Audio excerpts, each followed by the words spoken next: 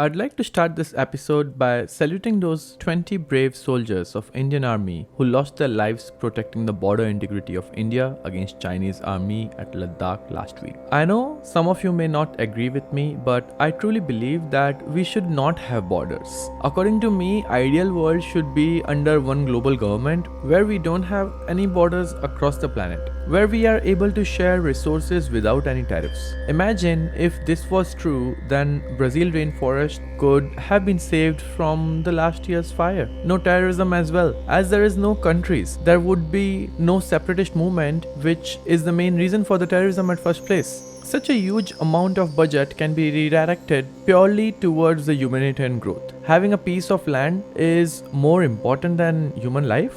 Arjuna was facing the same question in the middle of the battlefield that we talked about in last episode, where he was unable to figure out his duties. Those brave soldiers who were martyred at the border were men with high integrity towards their duties as well. How did they get so brave at such a young age? Is there a age criteria for bravery, by the way? These men were taught integrity by the most prestigious institute of the Officer Training Academy in Indian Army. Their motto is Veerta and Vivek, which means valor and wisdom. Yes, I'm talking about IMA, Indian Military Academy. I think it has a lot to do with Bhagwad Gita. I think if a soldier has to perform such a brave action, a karma of giving away his own life, he needs the combination of both.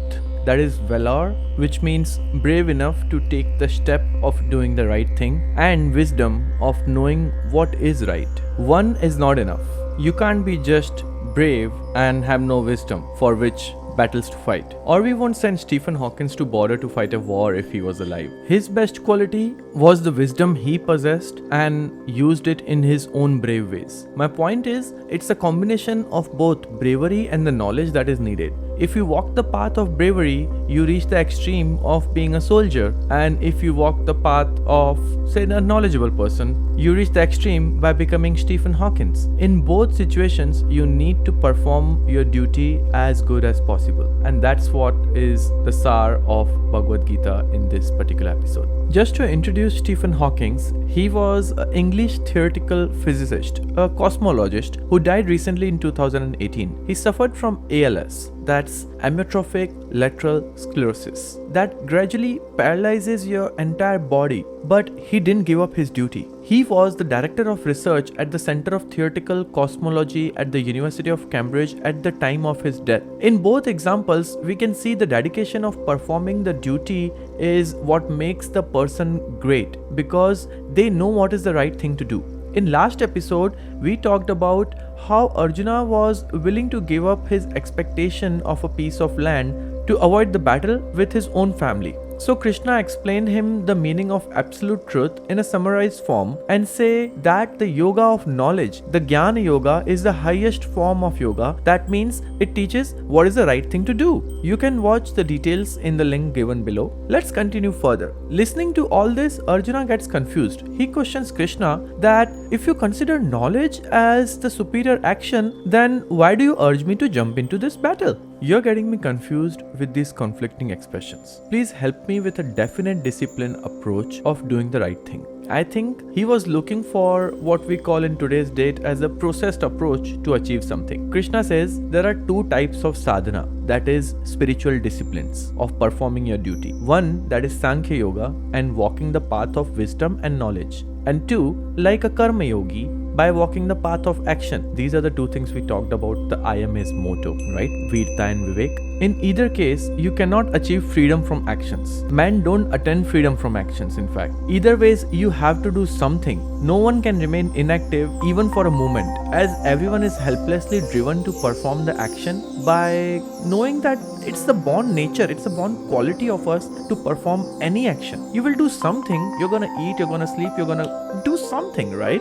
So, if you're born with the quality of a soldier or a doctor or a theoretical physicist, you are helplessly driven to perform those actions and justify your existence, because you are bound to do something for sure. But whatever you do, you need to achieve the utmost quality of your action. Those 20 men believed that the territorial integrity of India to such a high level that they were ready to give up their lives against those Chinese standoff. in that sub-zero temperature. They faced everything because it was their duty to do so. Not performing their duty would have made them hypocrite. Krishna explained the same thing in the next verse. He says that he who outwardly restrains the organs of senses and action but mentally dwells the object of senses, that man deludes the intellect hypocrisy. Wow. So if you're not performing your duties to the level you are expected by your own self, the quality, right? If you're not performing to that high level of quality, you are a hypocrite in your own eyes. On the other hand, he who is controlling the organ of sense and action by the power of his will remains unattached and performs yoga of action through those organ accels. Stephen Hawking was suffering from ALS, as I said earlier. In this disease, all the organs stop working one by one. He was unable to even speak.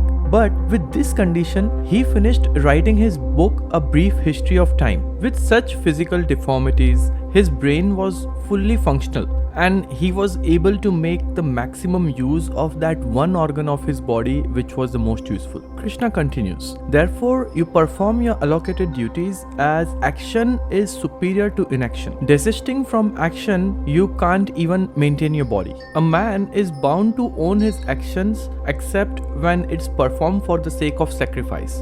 That is why just perform your duty efficiently, free from any sort of attachments and just for the sake of sacrifice alone, like our soldiers did against those Chinese troops. As per Sanatana Dharma, Lord Brahma is the creator. So Krishna says, at the beginning of creation, Brahma created mankind along with the spirit of sacrifice. According to Krishna, if you sacrifice all the fruits of the actions performed for the sake of a greater good, you get all the desired enjoyment. But if you enjoy the sense object without offering anything in return, you are a thief. In the case of Stephen Hawking's rare disease of ALS, the average survivor from the onset to death is 2 to 4 years. Though it can vary and about 10% survive longer than 10 years. Most die from the respiratory failure. Even after that, maybe Hawkins was lucky to survive because he had a greater good to contribute towards the theoretical physics. Even though at a very young age when he got to know about his ALS, rather than losing his will to live, he actually went ahead to get married, have kids and live a full life of more than 75 years. That's just beautiful in its own ways, don't you think so?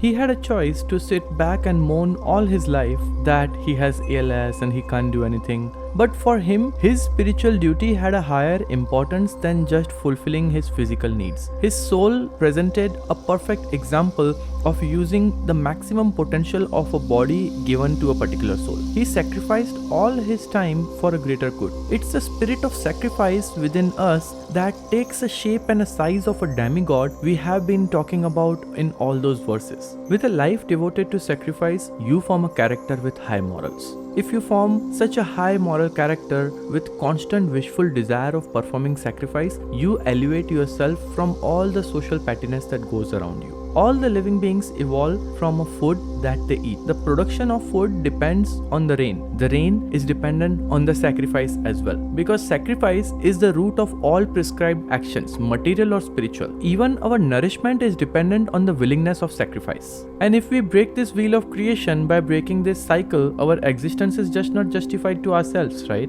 However, if we are delighted even being alone, gratified, content, then we don't have any duty to perform. We just perform our action because we feel like performing them. Therefore, there is no one who's gonna force us to act on something. Great souls have a capability to realize early that there is no material gain by performing an action or abstraining it, as we are not supposed to have any selfish dependency on any other creature either ways. Stephen Hawking, despite of suffering from ALS in early years, used to walk down the stairs of his living room by his own up until his legs were paralyzed. All we gotta do is keep performing our prescribed duties without any attachment to the fruits of our actions. Your actions should be in the direction of a greater good for the society and things will work out automatically for you. As whatever a great man will do, people will follow him. Whatever standards a great man will set up, general public will follow that standards. That is how I think great people set an example. By becoming strong in those moments when everything is easy for others to give up, but a great person would stand up and do what is the right thing to do. That is why Krishna gives his own example, because because no one could have set up a perfect example, as Krishna was a godhead incarnation himself. Krishna says,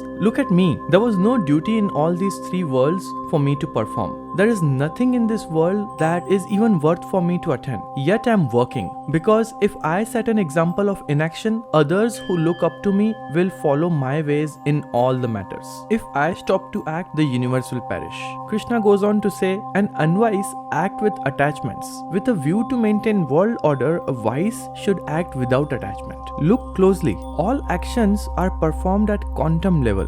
When an electron revolves around a nucleus, that is involuntary. So technically, no action is performed by you either ways. Fools whose mind is deluded with the ego that I am the one who's performing an action, I am the doer, would think that he's the one actually doing all that electron stuff. Which means that all the actions that are performed by the spirit of sacrifice are at the quantum level. In Bhagwad Gita, quantum level matter is defined as Prakriti. That is primordial matter, right? Like the most minute part of a matter, proton, electron, neutron. There's nothing smaller than that. So that's the building block of the matter, living or non-living. But at the end of the day, it's a matter. The action performed by this quantum matter has the respective sphere. I think he's talking about the orbit of that proton and electron. That respective sphere of gunas is the mode of Prakriti, like proton, electron or neutron. Krishna says that a wise man who has true insight of this Prakriti and its gunas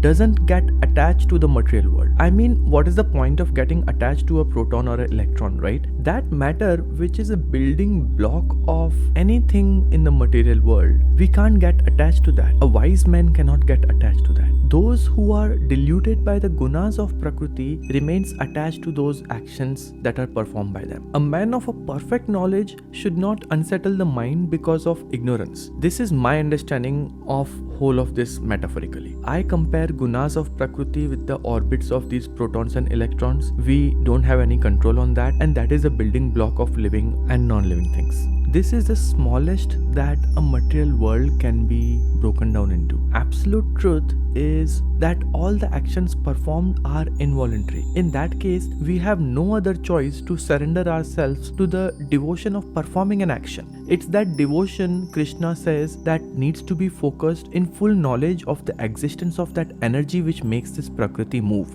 Without the desire of any fruits, any sense of proprietorship, just focus towards Him, Krishna. Both living as well as non-living things have these building blocks of Prakriti. Then what makes us different? Well, all living creatures have conscious. That is what makes us different from a stone or a chair or a table. It is our tendency of acting on our conscious is that differentiates a wise man from an unwise. This tendency of reaction is generally driven by attraction or repulsion towards the sense of object. Like I saw on the news that one of those 20 soldiers got married like maybe 6 months ago, and now he was dead. He didn't let his emotions come into the picture on the path of performing his duty. A wise man never lets anything come between him and his capability of performing his duties. Attraction towards responding the sense objects, that desire towards the material stuff is what takes away the dedication towards performing a duty perfectly. That is why even death of this physical body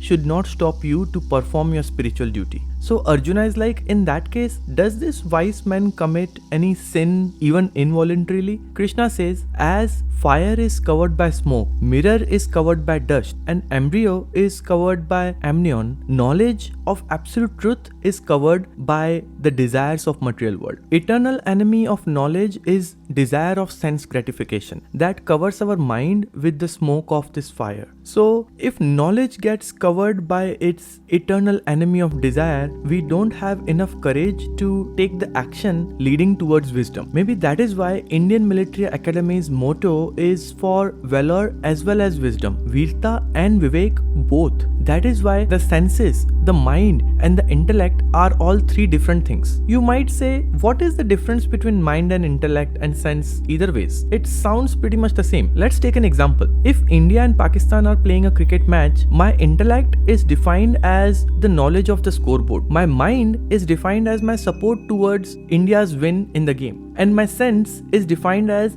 my reaction at the end of the game, which is happy or sad depending on the result if India wins or loses the game. That is why first thing we must control is our senses. It's a sense of gratification that obstructs us from getting that Jnana as well as Vijnana, that is knowledge of absolute and knowledge of manifestation of self-divinity. Hence, even though the senses are greater than our material body, but our mind is greater than our senses. Intellect is greater than mind, and knowledge of self-divinity is greater than the intellect. Knowing that what is higher than the intellect as well as controlling the mind by reasoning can kill the enemy, which is desire, and it's hardest to overcome. I believe it is this knowledge that eventually compels the soldiers as well as Stephen Hawkins to perform their duty all the way to death. With this, we have ended chapter 3 on Karmayoga. I was late to post this episode, but hopefully I can make it on schedule from next time onwards.